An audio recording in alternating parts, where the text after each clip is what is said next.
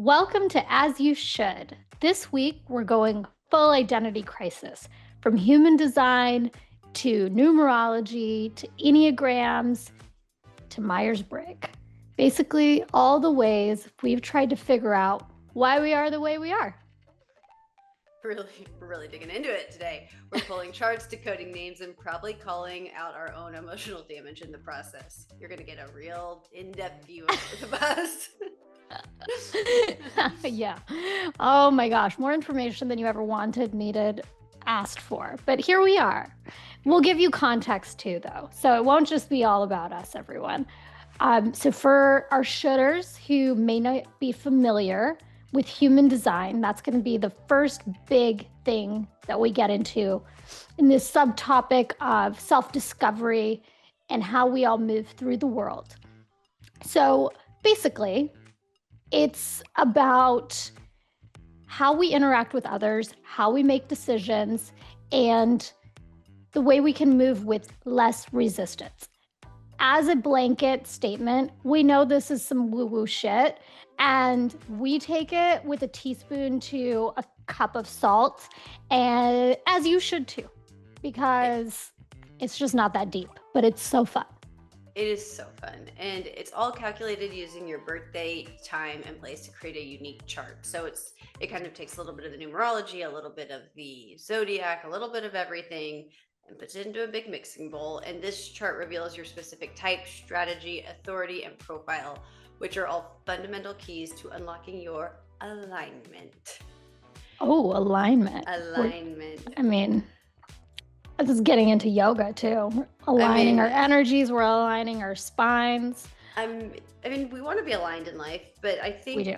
I think when we both did this, and I know we're going to get into it fully, but like, there's definitely things that I looked at and I was like, holy shit, like, of course that's why. Like, it just makes sense where I'm like, because I think with the human design, the thing that makes it very different is it looks at like place of birth, and it incorporates, like, that is a big incorporation in a lot of this. And it kind of looks at what probably, I mean, it's all what kind of what happens in the world, but it also like can look at your life path based off of like what has happened. So I don't know, just very interesting.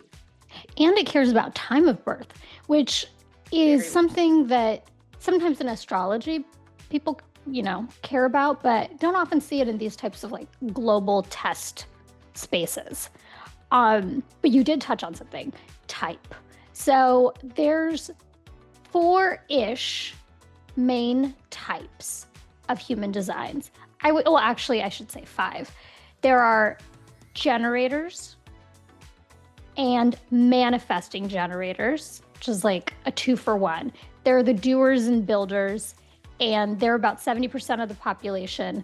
They're the ones who are like, find your passion in your job, and they actually really find their passion in their job. There's projectors, who make up 20% of the population, and they're guides and advisors, and they're more of a, hey, somebody presents them with an idea or an invitation to do something, and they're like, okay, I can run with this. And then there's manifestors. Hey, that's me. They're initiators, trailblazers. Don't know how I feel about being aligned with that. And about 9% of the population. There's some high standards to live up to already. And then the last one is reflectors. They're the rarest type. They're just over 1% of the population. They're sensitive, they're open, and they mirror the health of the community and the environment. So I think they're the people who probably identify most closely with being empaths, like the personality that carries a fresh, clean pair of socks in their bag all the time and hands it out to people who are experiencing homelessness. Like that level of empathy, because I think to some extent a lot of us are empathetic, but it's like that top tier empathy that is a reflector. Maybe they're the people who are like the psychics of the world and like more in touch with like that. It'd be interesting to know if those are the type of people who, what theirs is. We should find out, just wholly like find some famous psychics and fortune tellers and things like that, and see if they are reflectors. It'd be interesting to know. We should. Like that young kid. What's his name? Tyler something? Oh, I don't know. Anyways. Maybe your pet psychic. Oh yeah, she's definitely not going to give me her date of birth, location of birth, and time of birth. Maybe you just send her this and say, can you just tell me what your type is? Yeah, I could ask her. I could ask her. I like how you said your pet psychic. Girl, I met her one time.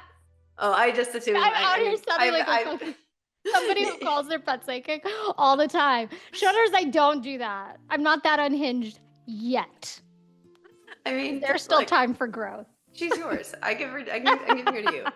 But like a lot of the things with this, it's like if you're a generator and try to act like a manifestor, you're gonna feel a lot of frustration instead of satisfaction. So again, take it all how you will, but it's just like if you're, and this goes back to every personality test. Like I don't know, and we'll get into more of them, but I feel like everybody when they go against their kind of core values or core systems or gut or whatever you want to call it, like they're frustrated and it's like they don't feel satisfied or fulfilled on a daily basis. And so this is maybe another way to look at that. Maybe, when you're taking like job personality tests or like, hey, what do I want to be when I grow up? Because guess what? We can all change our careers again one day. Hell yes. It's options, baby. It might be good guidance or maybe how you can change your job currently to fit your personality type better. Oh, that's pretty genius, actually. So you don't need to rehab your entire life, but you can find a way to do your job in a more meaningful to you personally way. Right. If unless it's completely out of alignment, like unless there's just like no overlap, but like I know that like you're a doctor who should be a teacher. I don't know. Yeah. But like in my job, like or I love the people aspect of it. But and what I was telling myself is I'm like, but I get paid to do all of it. And so the parts I don't like that's what I'm really paid for. Because I get a lot of satisfaction out of the parts I enjoy. So the job that I'm being paid to do is all the crap I don't like to do. That create a lot of frustration. That's great perspective. As always, Alex with the tidbits of wisdom. That's going to feed right into our next little bit. Okay. So yeah, you're a 3-5 generator. Yes, I am, which I would have never thought. What does that mean? That's a great question. So my strategy is to kind of wait and respond. I don't necessarily, mine is more of I don't initiate, but I react, but only when my gut is saying, yes, let's do that. And when I find something I enjoy doing, I have endless energy for it. I can create for days. I can do it for days. I don't get tired. I don't get worn out. I could just keep going. And it's like the Energizer Bunny. But the thing is, I don't generally know what that is until I'm doing it. I live by trial and error. It's probably where my kid gets it from. Like I can be told all day long, like, this is the right thing, this is the wrong thing, whatever. And I'm like, yeah, but I'm going to try it my way first and just see. And now I might not go running into the wall. I might just kind of walk into it because I've learned my lessons throughout life. But I have to do it myself. But then also I can sit there and get really emotional about things, like when things don't go the way I want them to, or like when ChatGPT doesn't do what I ask it to, or like Google is like doing weird shit and I'm like, just why? I get really overwhelmed by it. So pretty much if I have to force it, I get frustrated. It has to be a natural, easy thing that's in alignment with me. That's the best way I can kind of really talk about it. And I think yours is very different because I'm a generator with a 3-5 profile, which we'll get into more. And I think you are a manifestor with a 6-2 profile. So what does that really mean for you? Okay, so according to the human design geniuses, or not, I mean, I guess it's time to decide if they're geniuses or not. We'll figure that out in the future. My role is to initiate, and that can sometimes be disruptive, but it's designed to get things moving. And when I'm in a flow, I'm at peace. And that is so real to me. I have to be in a flow. There also has to be complete and total silence for me to be in this flow. There cannot be a sound. Seriously? You can hear a pin drop when I'm working like that. But one of the hallmarks of a manifestor and myself is I have to inform the people around me of my plans. And that that is not something I figured out earlier in life, but later it's so important for me to tell people, not necessarily get buy-in, but sometimes get buy-in just on the fact that I'm doing the thing. And you want the validation. I do. I totally do. And when things don't go well, I historically would feel a lot of anger. That is not something I relate to anymore. But certainly up until about 10-ish years ago, I would immediately get into anger. And when I'm tired, stressed, whatever, that's the first place that I go still. Like, I'm not a reformed. You're reformed, you just haven't not fully. You haven't abandoned your identity. Not fully reformed. No, we never are. We're works in progress. We are. That's facts. Okay, but so with this 3-5 that you have, there's also some like subsets. So we've established that you're a generator, but then I'm a doer. A doer. You give me the idea. Home Depot, baby. Home Depot was made for you. Home Depot was made You're for me. Doer. It's where doers get things done. Come on now. Honestly, though, you have done some crazy at-home projects I've seen, and they're wildly good shutters. Like, she can rehab a piece of furniture, and you would never know that it's on a second life and the work she did to it. Anyways, that's a side topic. But for the 3-5 profile, it identifies as martyr/heretic. Which sounds really negative, by the way, when you think about it. It kind of sounds crazy. Both of those, to me, when I read that, I was like, what the fuck is that? Like, I'm not a martyr and I'm surely not a heretic. It sounds like Crusade era stuff. So much, or like, I'm going to be burned at the stake. Like, I felt very much like a witch for a minute, but it's not. It sounds intense, but what it means is I learn by doing and breaking everything. I experiment, I fail, and then I come back with like a PowerPoint as to all the reasons why you shouldn't make the same mistakes I did. Like, here's a how to do it. So the 5 in my chart means people see me as the fixer. So that's very relevant to me. Yeah. But I also notice that when I say yes too often, it really wears me out. But because I want to help and I want to do these things and I want to fix, I want to teach everyone from all my mistakes. But I also have to know when to be invited, and that just because someone is telling me something doesn't mean that I need to fix it for them. I need to maybe be open to it, and I've gotten a lot better at that in life. But I think that if I do it too much, I end up really exhausted. But when I'm helping for a cause and like I'm passionate about that, and someone has come to me and asked, I not only feel fulfilled, I'm enlightened, I feel great, and I feel like my pain has a purpose. My hardships are there to help others not experience those same things. And that comes from someone who has to learn it the hard way. And I know that a lot of people do. However, I think that you can learn the hard way without maybe taking every wrong left turn that I took along the way. Like, maybe just take the first 3 and then like, let's veer back on to the on-ramp. Like, let's not keep going down the spiral of doom. I hit the bottom. It's not great. Like, let's not do that. I mean, I may not qualify as a 5-3, but some of what you're saying about having to like run into the wall, relatable. Yeah. Yeah. And I'll take advice, but I still want to experiment and do it on my own. Like I said, I might not run into the wall. I might just walk into it. Like, you might be like, that's a concrete wall. And I'm like, but it sure looks like clouds. So instead of like full speed, I might just walk and kind of touch it because I still need to know. But I think your personality you need type, to know for yourself. You have to personally have some sort of doesn't mean contact. I need to make the full mistake. I don't need to like break my arm by running into it. But I think your personality type is more the like, I'm going to break my arm even though you told me, because I still think it's a cloud. Like, yeah, like I'm not sure that I need to observe it and assess it myself. Like, I'm not maybe trying to run into that wall anymore. That was, again, a youthful me. But now I still need to observe it. I'm going to take in your information and then I'm going to test it. Yeah. And it's, I gotta trust but verify, right? Like, I don't know where that comes from. That might not be human design. That just might be me design. But I will say, you do have an energy where people assume more accurately that you have a solution. Like in our friend group, and our friend group is sometimes vast. It can be a big group of people, upwards of 30-ish people.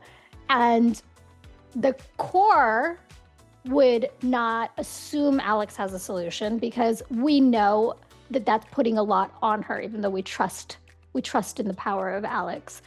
But I think at large, people do look to you and are like, she knows what to do.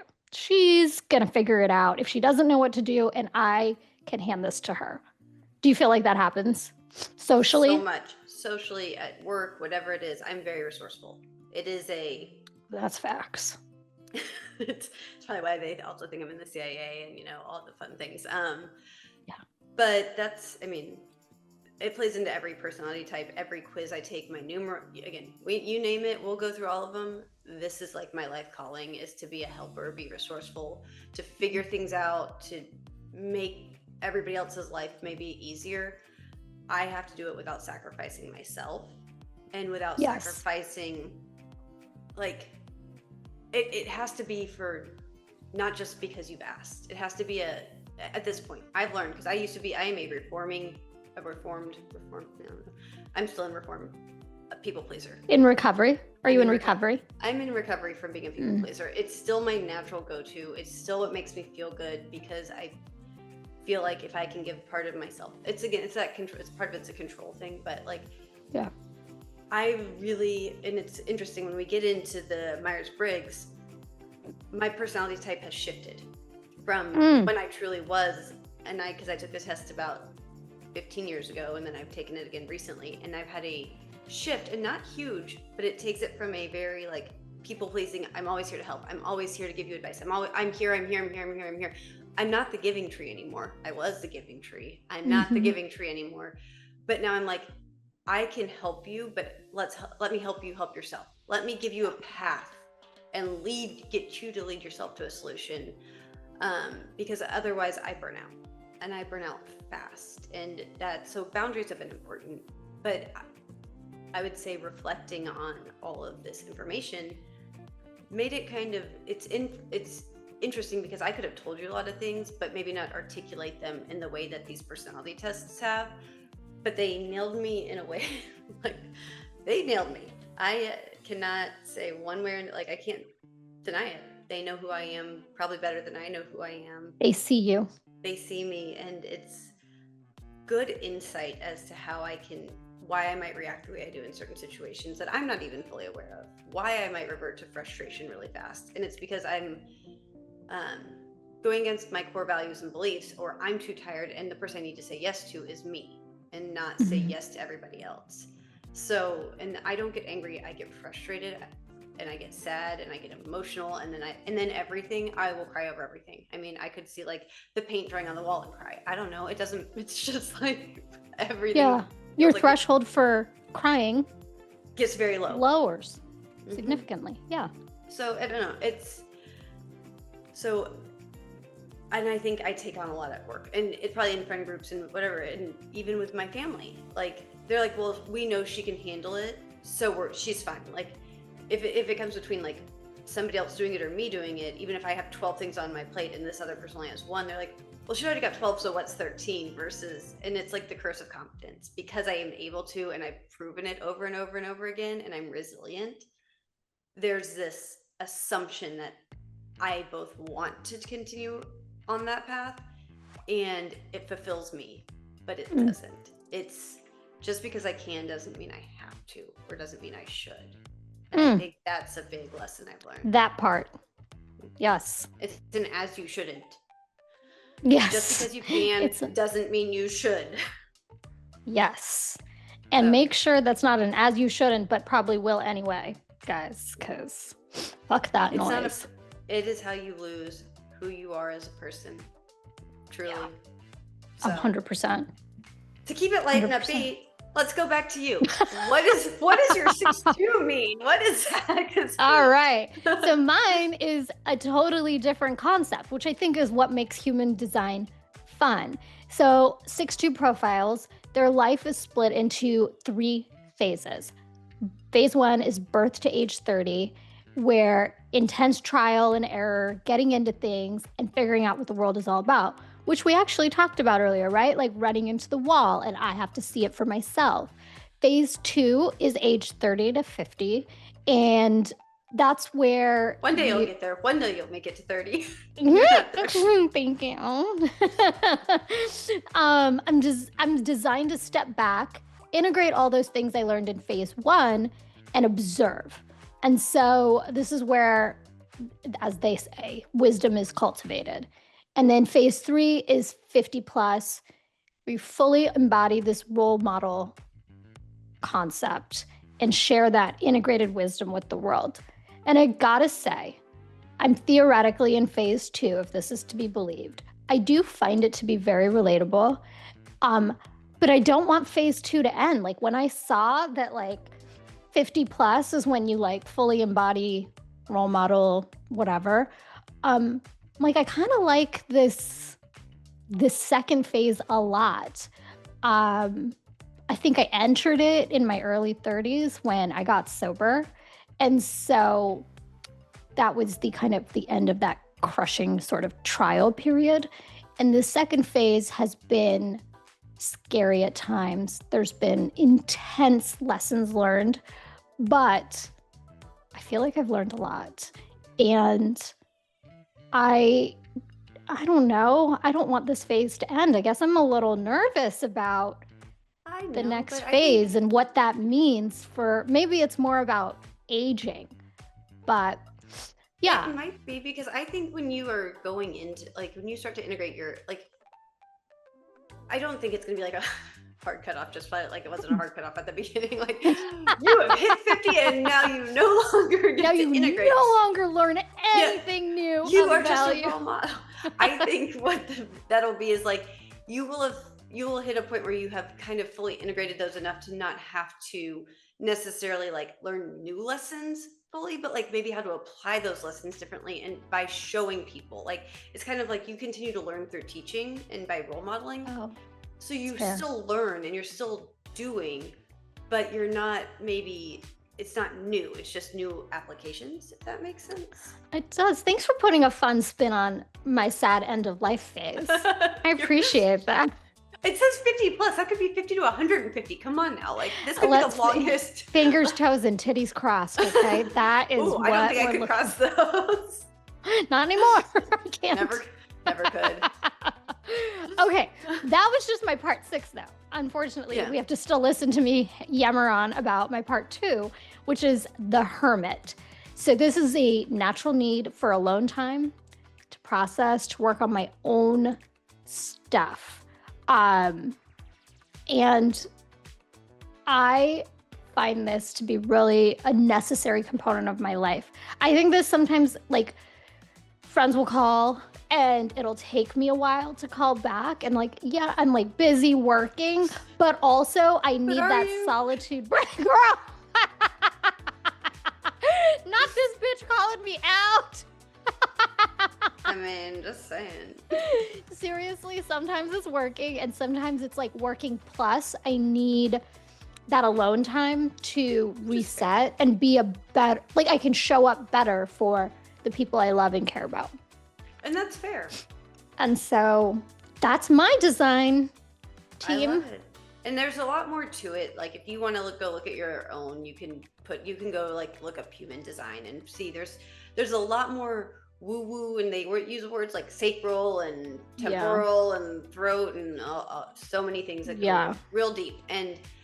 But I think reading about yourself and kind of learning about yourself just as like the spin on like, what is our purpose? And I think a lot of this, like you said earlier, goes back to like the fundamental question of life is like, why are we here? What is our purpose? What is it? Like, I think that's why these tests and why like everything is so interesting, but so popular too. Like there's a million personality tests. Like how many, I mean, we'll get into it more, but like, if you can find your purpose through these, great. But if not, it's just fun to learn about. Like, it's just more insight. Knowledge is power. Like, don't you want to know what you were Okay, you said something interesting that pops up a question for me. Yeah. Okay, it was like you were saying like what is kind of the purpose of life?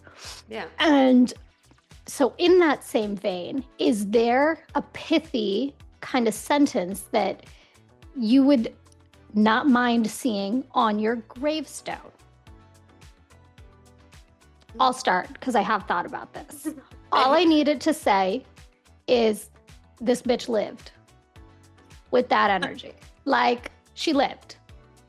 Ooh, She did the things. Because I actually think that's the whole point of life, is to just fucking live it. Max out on whatever it is, the good, the bad, the neutral. I know that sounds really half-assed and thoughtless, but I swear, guys, I've given this some thought, and I think it embodies my entire sentiments about life. Like, what's the meaning of it? To live it, period. I love it. And I'm going to go back to answer this question. So I'm going to go back, because one of the things that my profile says about me is that my authority, which I'm not, but like that's my overall, I think, purpose through this is emotional. It says, I have emotional waves, highs and lows that color your perspective. You're not designed to make decisions in the moment. The key for you is clarity over time. Sleep on big decisions and wait until your emotional wave evens out before committing.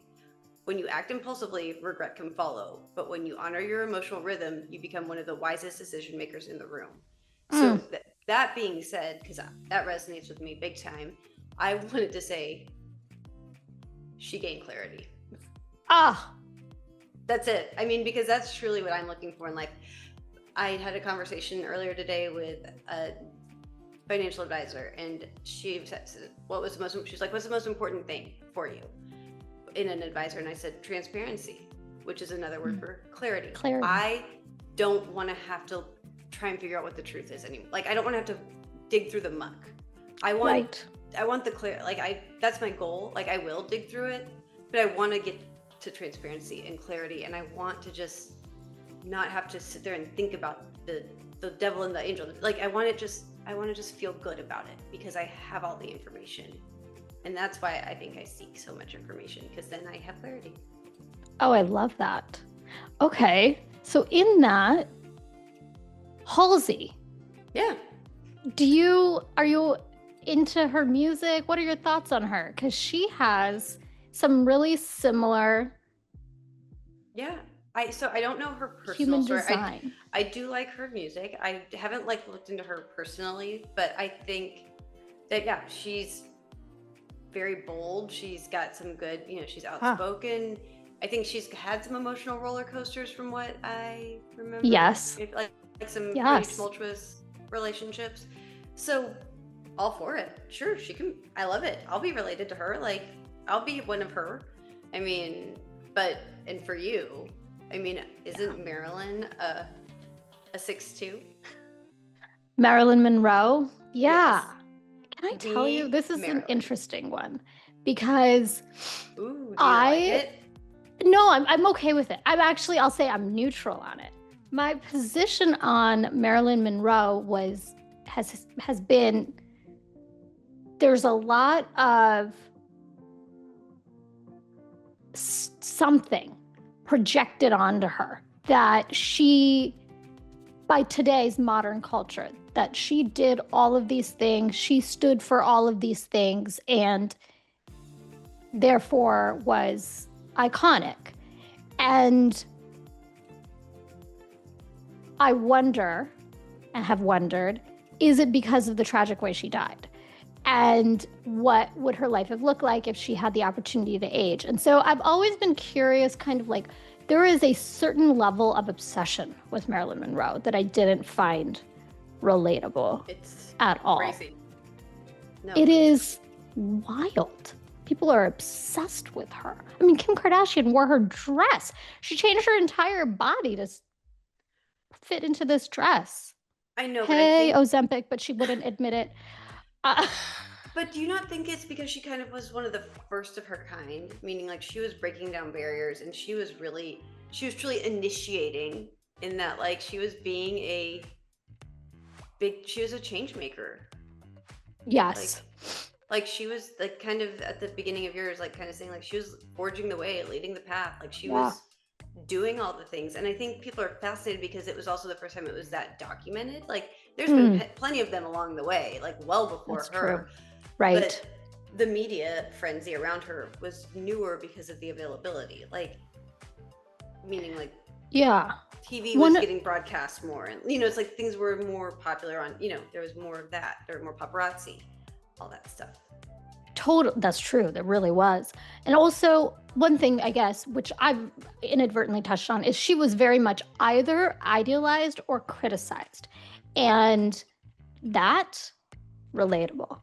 Yeah. People usually have strong feelings about me, one way or the other. There's not a lot of people roaming around who are like, who I've encountered, know personally, who are like, I'm neutral on her. Well, strong feelings. I only know people who love you, so. Oh, that's why we are besties. I mean, otherwise I'd have a big talk with them. There's nothing neutral about you. Yeah, get the fuck out of here. Get the fuck out. Wait, but you also have shared design with Taylor Swift. I know, interesting, right? And Billie Eilish. So that's all the creative part, I think, and which is so fascinating to me because generally I don't think of myself as a creative person, right? Like I know we do this, but if you would have been like, yeah, but maybe it's that and their charisma to a degree. I'm not. It's sure. that part. I think the part that's showing up that's similar to you guys is the charisma. I mean, although I've seen you're more than capable of being creative, but I think it's the I like creativity in a box is what I used to say. I used to make scrapbooks and photo and like I do like photo, you know, the slideshows before weddings or like photo things. Love that, but it's creativity in a box because you don't have to be too creative and it's all provided for you. You just have to organize it. Okay, so we are a creative organizer. Yeah, no, I like creative in a box. I love that. Like, give me a box of crafts. I have all the things. Then I'm great. If you're like, go find unnatural materials and make something, I'm like, fuck that, I'm out. No, that's asking a lot. But like, other people are like, that sounds amazing. And I'm like, that sounds like my own personal hell. Thank you. Goodbye. Okay, wait, just a real quick question. What is your own personal hell? I mean, that might be it, but creating, like being just given an open and like be like, produce art. Yeah, that would not go well for me. I think I need guidance and structure. I need to know what the expectations are. Again, I need clarity. I need to know clarity, transparency, boundaries. Yes. I need to know what it is so I know that if I am doing a good job or not. So my own personal hell is no boundaries, no clarity, no instruction, just go do it. And I'm like, but do what? What do you want from me? What do you want? What do people want? What is the purpose?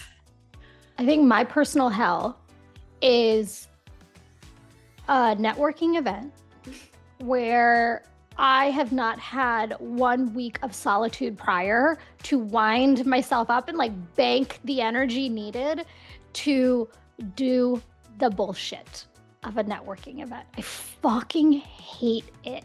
And I know this is a common sentiment, but I'm married to somebody who is so good at it.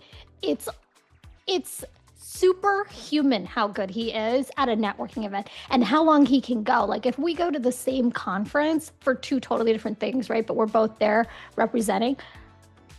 He is up at 8 and he is not back until midnight and he has been talking the entire time and like I'll see him and he's talking to 700 people and I'm over here like, oh God, I really like this one girl. Maybe I could just talk to her for the next day and a half. He gets it, but that means that he gets his energy filled by others. Like that's how he gets his energy. Yes. He probably does not thrive well alone. He probably like starts. Oh, you'd be shocked. Does he? Yes. He thrives alone? Yes. I don't know. I think he's a 50-50 extro introvert. Like he really rides the middle and like. So do I though. I'm like a 51-49. Yeah. I used to be until I retook the Myers-Briggs. Anyways, that's for another time. We should. I'm just saying. We should do a hard stop and go to our next segment because we've been on this one for 30 minutes. Well, good, but I think there's a lot to cut anyway, so no big deal. Next time, continue with us on this journey of self-discovery and revelation and seeing if you match your personality type, whatever it may be.